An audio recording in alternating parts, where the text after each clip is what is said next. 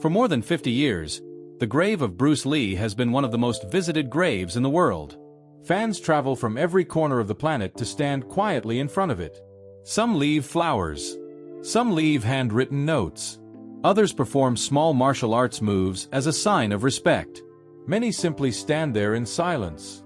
The grave sits at Lakeview Cemetery, overlooking a calm stretch of grass and trees in Seattle. It looks peaceful, almost ordinary. But the man buried there was anything but ordinary. Bruce Lee changed martial arts forever. He changed action movies forever. In only a few years, he went from a struggling actor to one of the most recognizable faces on Earth. Then suddenly he died. July 20th, 1973. He was only 32 years old. The official explanation said he died from swelling in the brain. Doctors called it cerebral edema. According to reports, he had taken a simple painkiller for a headache. But almost immediately, people began asking questions. How could one of the most physically fit men in the world die so suddenly? Why did the story about his final hours keep changing? Why were there so many rumors about what really happened that night? For decades, the questions never stopped. Some people believed Bruce Lee had powerful enemies in the martial arts world. Others said criminal groups in Hong Kong wanted him gone. Some believed he had discovered something dangerous during his rise to fame. There were whispers about poison, whispers about secret challenges, whispers about people who were afraid of how powerful Bruce Lee had become. And through all those years, the grave remained closed. Visitors came, flowers came, stories came, but the tomb itself was never disturbed. Until recently, more than 50 years after Bruce Lee's death, something unexpected happened. A small group of investigators, historians, and legal officials received permission to reopen the tomb. The reason was not what most people expected. It wasn't just about examining the remains. It was about something that was believed to be buried with him. When the stone was finally removed, the workers expected to find exactly what you would normally expect inside a sealed grave from 1973. But that is not what happened. Inside the coffin were items that had never been publicly mentioned. Before we get to the moment the tomb was opened, we need to go back to the beginning. Long before Bruce Lee became a global legend. Back to a time when he was just a restless kid growing up on the crowded streets of Hong Kong. Because the story of Bruce Lee did not start with fame. It started with fights. Real ones. Before the movies. Before the fame. Before the world knew his name. Bruce Lee was a skinny kid with a lot of energy and a lot of anger. He was born on November 27, 1940, in San Francisco. His father was a Chinese opera performer who was traveling in the United States at the time. But Bruce didn't grow up in America. He grew up in Hong Kong. The city was crowded, loud, fast, and for a young boy like Bruce, it could also be rough. His family had some connections in the entertainment world, so Bruce actually appeared in small films as a child actor. By the time he was a teenager, he had already appeared in several Hong Kong movies. But acting was not what defined him during those early years. Fighting did. Bruce was known for getting into street fights. A lot of them. He had a temper. And he hated losing. Sometimes the fights were small arguments that got out of control. Sometimes they were full street brawls between groups of teenagers. Police records later showed that Bruce had been involved in multiple incidents during his teenage years. His parents were worried. They knew if things continued like that, he could end up in serious trouble. So they made a decision that would change his life. They sent him to study martial arts. Bruce began training in Wing Chun under a respected instructor named Ip Man.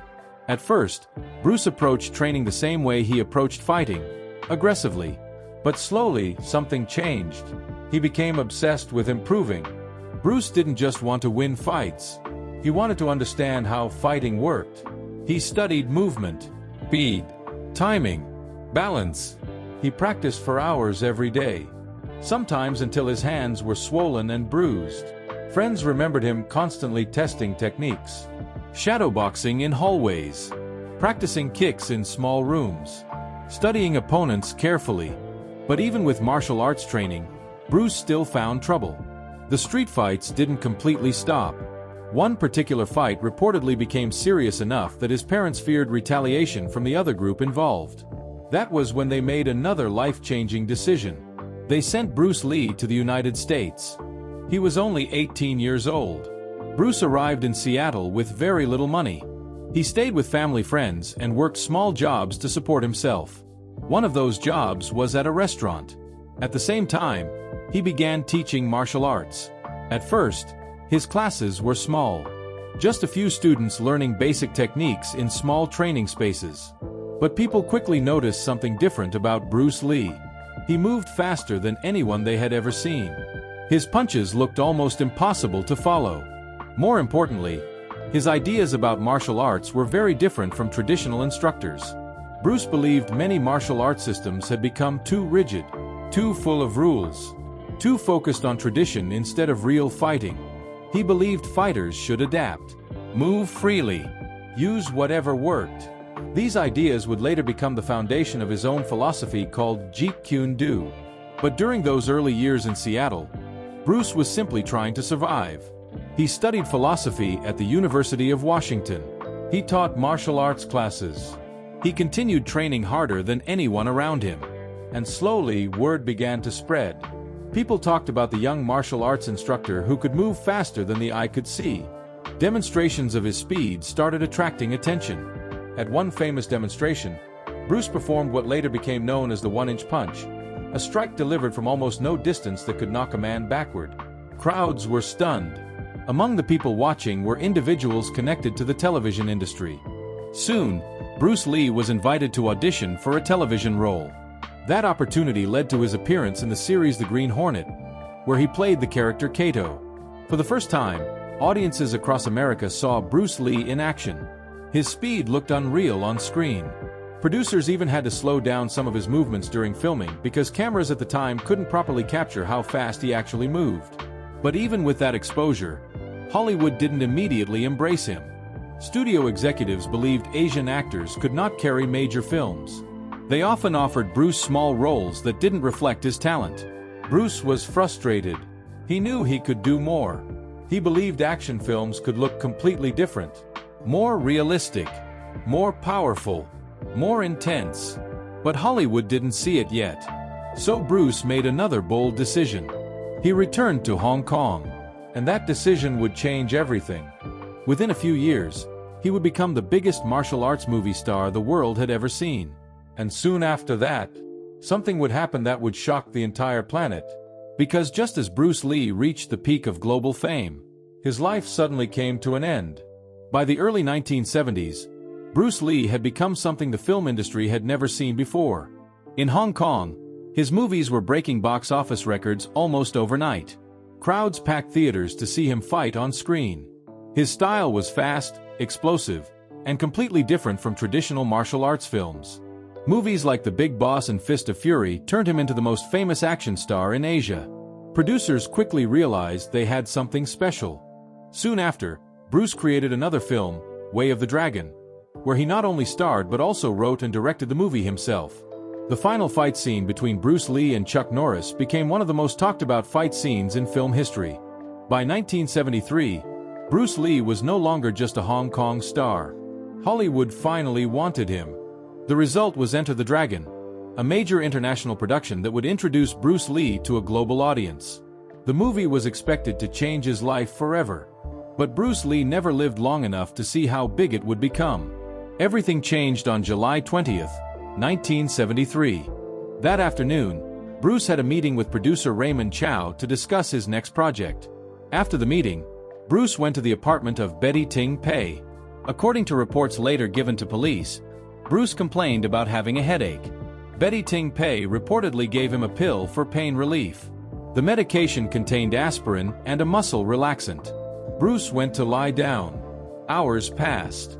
At first, nobody seemed worried. But when attempts were made to wake him later that evening, something was wrong. Bruce Lee would not respond. Emergency services were called, and he was rushed to the hospital. Doctors tried to revive him, but it was too late. Bruce Lee was pronounced dead. He was only 32 years old. News of his death spread quickly across Hong Kong and then across the rest of the world. Fans refused to believe it. A man who trained every day. A man known for his incredible physical condition.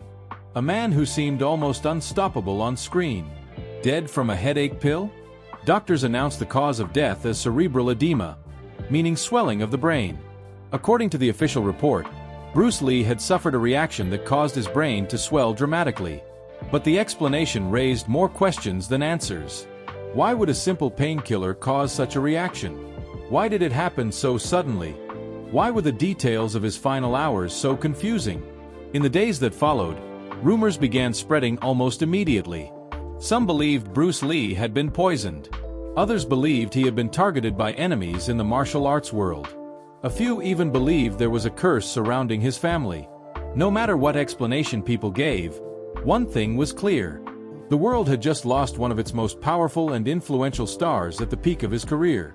And many people were not satisfied with the official story. After the death of Bruce Lee, the city of Hong Kong fell into a strange kind of silence. Fans gathered outside the hospital. Some cried openly. Others simply stood there, refusing to believe what they had heard. Newspapers rushed to print special editions about his death. Radio stations repeated the same shocking headline again and again. Bruce Lee was gone. His body was prepared for transport back to the United States, where his family lived. The final destination would be Seattle. When the plane carrying his body arrived, many fans were already waiting. The funeral service took place in July 1973. Hundreds of people came to pay their respects, including actors, martial artists, filmmakers, and friends. The casket remained closed for most of the service. But the atmosphere inside the funeral hall was heavy. People spoke quietly. Some could not hold back tears. One of the people present was his wife, Linda Lee Cadwell, who had been by his side during the years when he struggled to build his career in America. She had watched him train day after day. She had seen the frustration when Hollywood rejected him. And she had also seen the determination that kept him moving forward. Now she was standing beside his coffin. After the service, Bruce Lee was buried at Lakeview Cemetery. The cemetery sits on a quiet hill overlooking Lake Washington. Tall trees surround the area. Birds move through the branches. It's a peaceful place. At the gravesite, a simple headstone was placed with Bruce Lee's name and image. Over time, that location would become one of the most famous graves in the world. Visitors began arriving almost immediately. Martial artists bowed in respect. Fans placed flowers and small notes. Some left nunchaku beside the grave. Others left martial arts belts or training patches. Years later, the grave would gain another heartbreaking connection. In 1993, Bruce Lee's son, Brandon Lee, died during the filming of The Crow after a tragic on-set accident involving a prop gun. Brandon Lee was buried next to his father at the same cemetery. The two graves now sit side by side. Father and son, both gone too early. Even today, visitors continue to travel from all over the world to stand in front of those graves. But for decades, the tomb itself remained untouched. No one expected it would ever be opened again. The death of Bruce Lee created a wave of rumors that never really stopped. Even after doctors released the official cause of death, many people believed there had to be more to the story. One reason was Bruce Lee's incredible physical condition. He trained constantly. He lifted weights, ran miles, practiced martial arts techniques, and followed strict training routines. People who saw him train often said he looked almost unstoppable. So when news spread that he had died after taking a headache pill, many fans struggled to accept that explanation. Soon, theories began spreading across Hong Kong. Some people believed Bruce Lee had angered traditional martial arts masters. Bruce had openly criticized certain martial arts schools, saying many instructors were teaching outdated techniques. His philosophy, Jeet Kune Do, encouraged fighters to break away from strict traditions. Not everyone liked that. Some believed rival fighters may have challenged him secretly. Others claimed that criminal organizations in Hong Kong's film industry might have been involved. The Hong Kong film world during the early 1970s was known for having connections with powerful groups. Some rumors claimed Bruce Lee refused to cooperate with certain people who wanted control over his films. Another theory focused on something more mysterious. Some fans believed Bruce Lee had been attacked using a legendary martial arts technique sometimes called the death touch. According to old stories, this technique could supposedly cause delayed damage to the body. But many martial arts experts dismissed this idea completely. There were also rumors about poison. People questioned whether the medication he took that day had been tampered with. Investigators looked into the claims, but no official proof ever confirmed them. Even the location where Bruce Lee died raised questions. Why was he at the apartment of Betty Ting Pei? What exactly happened inside that apartment during the hours before his death? Different reports sometimes gave slightly different timelines. That only made the rumors stronger. Newspaper reporters tried to investigate the situation. Writers published books exploring the possible causes. But every theory seemed to lead to the same problem. Not enough evidence. Still, the questions never disappeared. For decades, fans, journalists, and researchers continued searching for answers. Some believed that the truth about Bruce Lee's final hours had never been fully revealed. And that belief is part of the reason something unexpected happened more than 50 years later. Because after all those years, someone decided it was time to look again. Not at the rumors, not at the old reports, but at what had been buried with Bruce Lee since 1973. For more than 50 years, the grave of Bruce Lee remained untouched. Visitors came every day to Lakeview Cemetery. Some came quietly, just to stand there for a moment. Others traveled from across the world to see the resting place of the man who had changed martial arts forever. The tomb became almost sacred to many fans. No one expected it would ever be opened again. A small group of historians and researchers began discussing something unusual. Over the years, several people close to Bruce Lee had mentioned that personal items were buried with him. These were not ordinary objects. They were said to include personal notes, private letters, and documents that Bruce Lee kept during the final period of his life. At the time of his funeral in 1973, many of those items were placed inside the coffin as part of the burial. Back then, no one thought much about it. But decades later, historians became interested in those materials. Bruce Lee was no longer just a movie star. He had become a global cultural figure. His philosophy, training methods, and personal writings were studied all over the world. Researchers believed those buried items might contain information about his final months. Maybe even clues about what was happening around him before his sudden death. Requests were made to examine the possibility of recovering those items. Of course, reopening a grave is never a simple decision. There were legal issues, family permissions, historical concerns, public reaction. The idea alone made many people uncomfortable. But supporters of the investigation argued that Bruce Lee's influence on global culture made the discovery of any personal writings historically important. Eventually, after long discussions and legal reviews, permission was quietly granted for a limited investigation. The goal was not to disturb the remains unnecessarily. The goal was to recover any personal documents or items that might have been placed in the coffin. The operation was kept mostly private. There were no big announcements, no television cameras. Only a small group of specialists, cemetery officials, and investigators were present on the day the tomb was scheduled to be opened. And even among those present, no one really knew what they would find. Most expected nothing more than ordinary burial items from 1973. But once the process began, it quickly became clear that the situation was not going to be ordinary. The morning was quiet at Lakeview Cemetery. A small team arrived early. There were cemetery workers, a few investigators, and officials responsible for documenting the process. Everything was done carefully and respectfully. The grave marker of Bruce Lee had been visited by thousands of people over the decades. Flowers and small tributes had been left there again just days before. Before any work began, the team cleared the area and prepared their equipment. The stone marker was carefully lifted first. Even that step required special tools to prevent damage. Once the surface was opened, workers slowly began removing the soil that had sealed the burial vault for more than 5 decades. The process took time. No one rushed. Every step was documented. Eventually, the top of the burial vault appeared. The vault itself was designed to protect the coffin inside. When it was finally opened, the coffin became visible for the first time since 1973. For a moment, the entire team simply stood there. Some of them had studied Bruce Lee's life for years.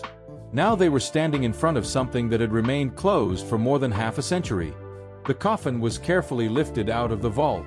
Time had clearly left its mark, but the structure was still intact. Investigators slowly opened the coffin.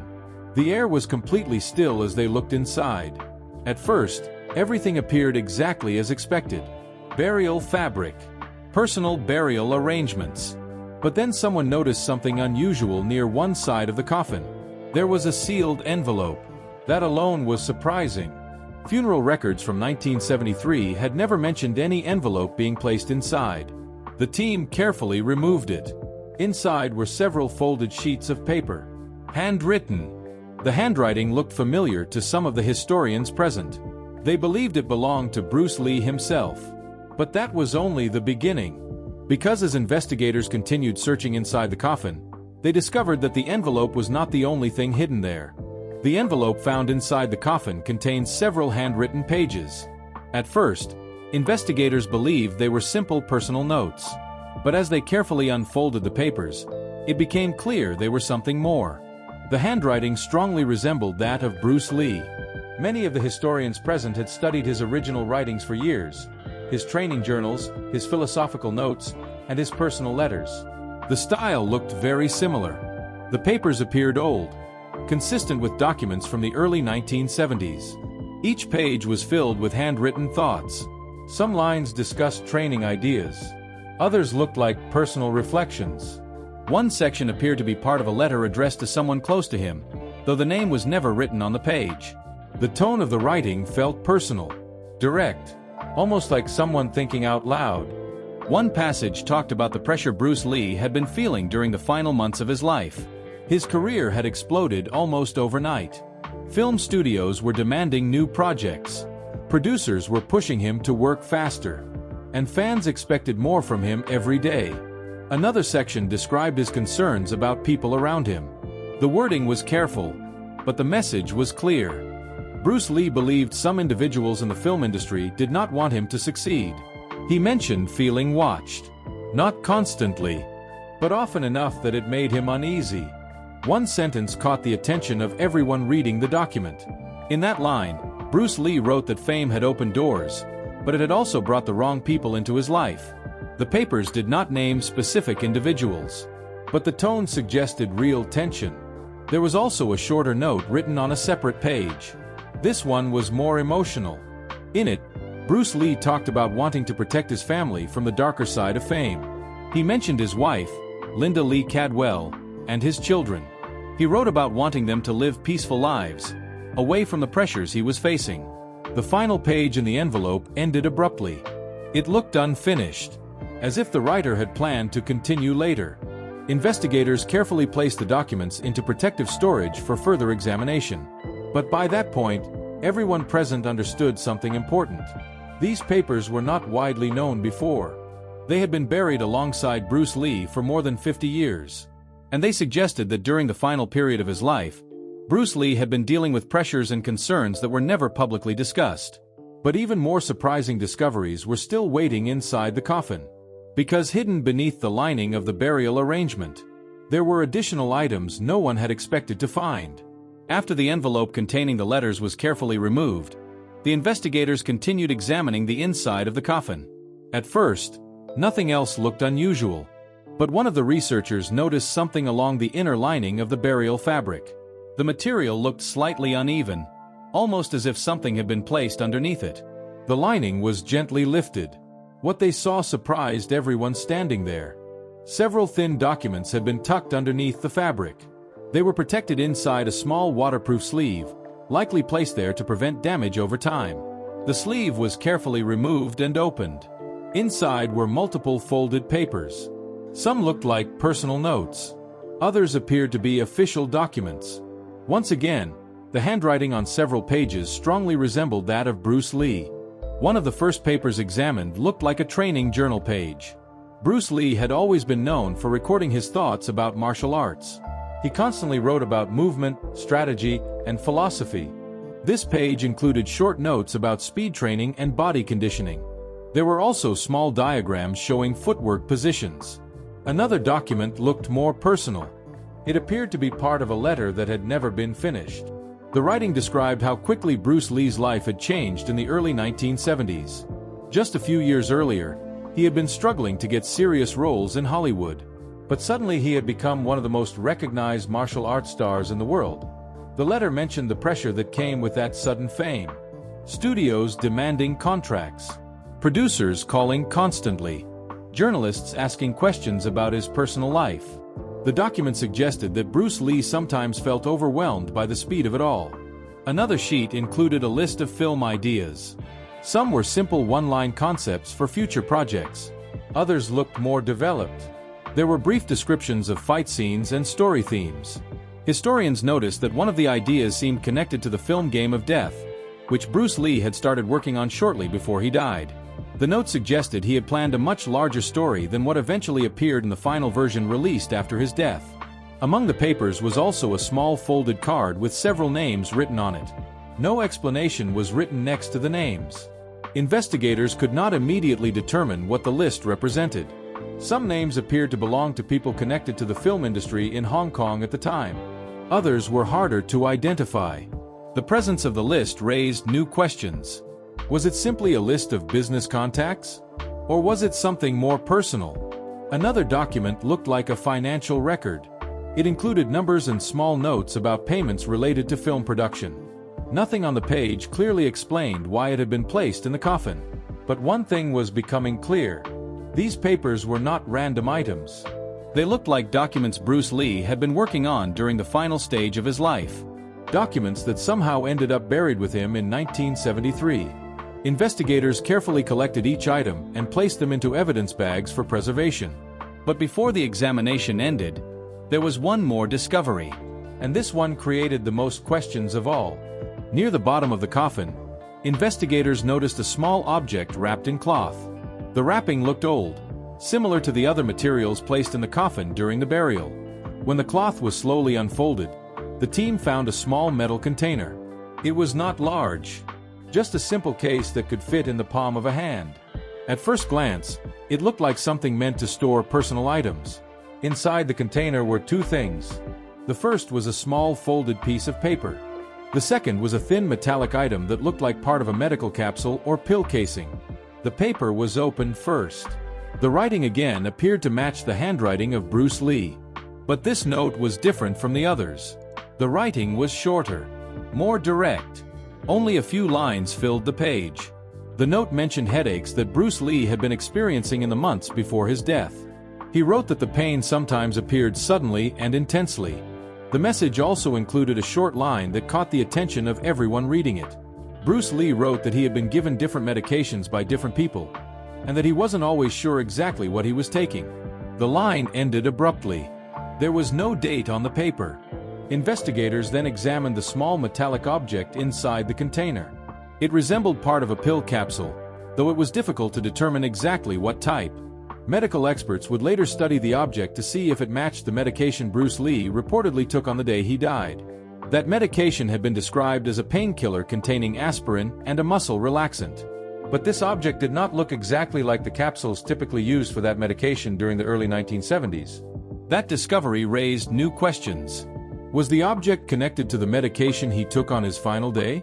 Or was it unrelated and simply another personal item? At the moment of discovery, no one could say for certain. But the presence of the container, the handwritten note, and the strange capsule created a new wave of curiosity among the investigators. For decades, Bruce Lee's death had been explained as a sudden medical reaction. Now, more than 50 years later, the discovery of these items added new details to the story. Not clear answers, but new pieces of a puzzle that people have been trying to understand since 1973.